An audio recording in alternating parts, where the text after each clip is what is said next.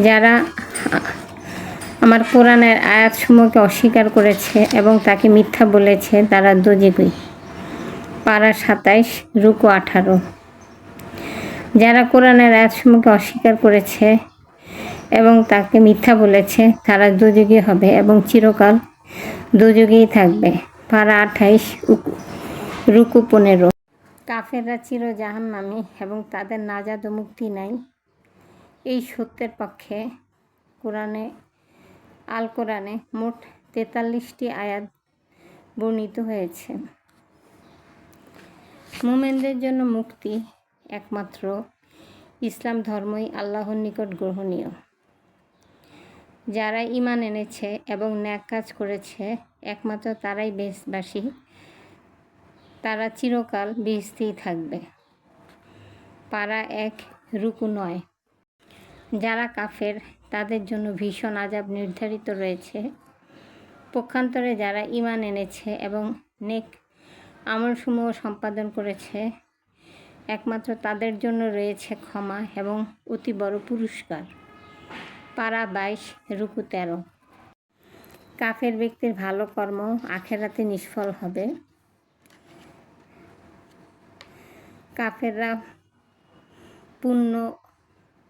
পুণ্যের আশায় ইহকালে যেসব দান খয়রাত করবে তাদের ফলাফল এই পৃথিবীতেই দিয়ে দেওয়া হবে।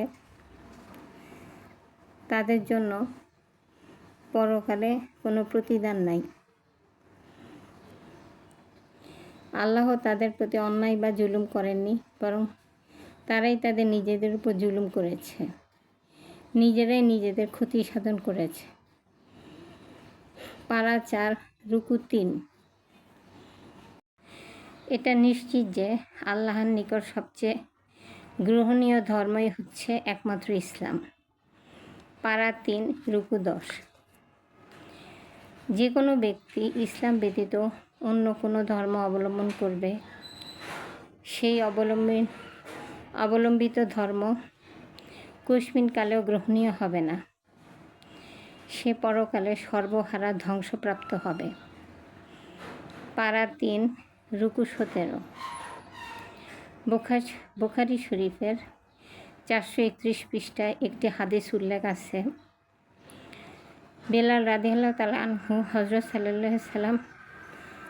মুহাম্মদ সাল্লাল্লাহু আলাইহি সাল্লামের আদেশক্রমে ঢোল শহরতের সাথে এই ঘোষণা করেছিলেন: